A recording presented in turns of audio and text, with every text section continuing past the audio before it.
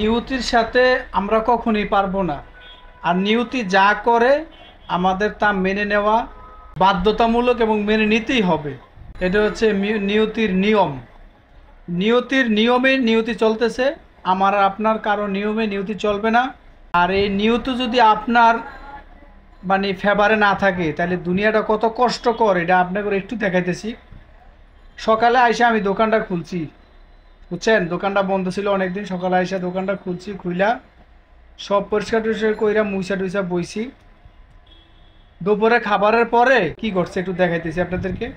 আমার এই ব্লুটুথটা, এই যে আমার এই ব্লুটুথ নিক ব্যান্ডটা, এটা আমি চার্জে দিব। তো এক্সেলের এই চার্জারটা, এটা হচ্ছে এক্সেলের চার্জার। এই এক্সেলের চার্জারটার মধ্যে এই যে কনভার্টার লাগানো ছিল, এটা লাগাইছি। লাগে আমি খালি চার্জে এটাতে লাগাইছি, লাগানোর পরে পুট করে শব্দ হয়েছে। এই শব্দটা আমি শুধু বলতে পারুম। তারপরে দেখি যে এই লাইটগুলো নাই, এই লাইটটা চলে গেছে, এই লাইটটা চলে গেছে। তারপরে ফ্যানের স্পিডটা অতিরিক্ত, এই যে স্পিডটা দেখতেছেন এটা মাত্র অতিরিক্ত স্পিড দিছিল তখন। এই যে কম্পিউটারটা দেখতেছেন এই কম্পিউটারটা, এই যে পিসিটা জ্বলে গেছে, বুঝছেন, পিসিটা জ্বলছে। তারপরে এই যে রাউডারটা দেখতেছেন, এই যে রাউডারের এই চার্জারটি, এই যে চার্জারটি নতুন এনে লাগাইছি মাত্র আমি। এই যে চার্জারটি গেছে গা, এই দুইটা চার্জার জ্বলছে, এই চার্জারটা জ্বলছে, এটাও লাগাইছি নতুন। এই যে পুরাতন চার্জারগুলো, এই যে এই জায়গায় দেখেন চার্জারগুলো জ্বলে গেছে। এই যে মোবাইলের চার্জারগুলো জ্বলে গেছে। এই যেটা দেখতেছেন এটাও জ্বলছে। এই যে ফটোকপি মেশিন দেখতেছেন, এই ফটোকপি মেশিনও লাইন গেছে গা, মানে কারেন্টে কি হয়েছে আমি বুঝতে পারি না। এটা হয়তো ভিতরে কোনো একটা কিছু জ্বলে টলে গেছে অথবা পুড়ে গেছে গা।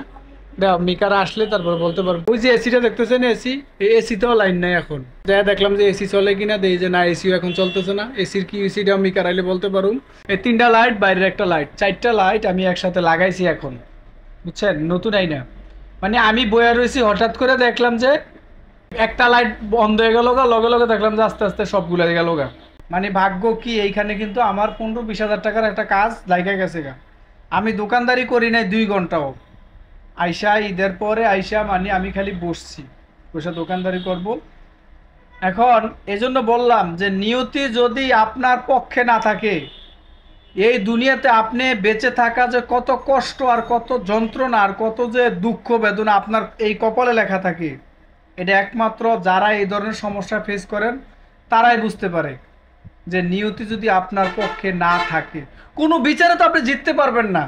বিচারে তো জিতা দূরে থাক, বাঁচাটাই আপনার জন্য কষ্টকর হয়ে যাবে। মানে আমি তো এটা শুধু আমার একটা ক্ষুদ্র একটা উদাহরণ দিলাম, এরকম হাজার হাজার নিয়তি পরীক্ষা নিতেছে আমার। আর হলো আমার ধৈর্যের পরীক্ষা নিতেছে, আমিও দিতেছি। ভাই নে, নিতে থাক, কতক্ষণ পারস নে, আমার খালি নিঃশ্বাসটা রাইখা দিস, আর সব লইয়া যা, কোনো সমস্যা নাই। তাও আলহামদুলিল্লাহ আমি বাচ্চা রইছি। আর আতফাড়ি বালারাই যাতে আমি একটু পরিশ্রম করে চলতে পারি, খাইতে পারি। আর কি রুম, এ কি বলে নিয়তি। কষ্টে বুকটা ফাইটা যায়, কিন্তু কারো কাছে বলতে পারতেছি না।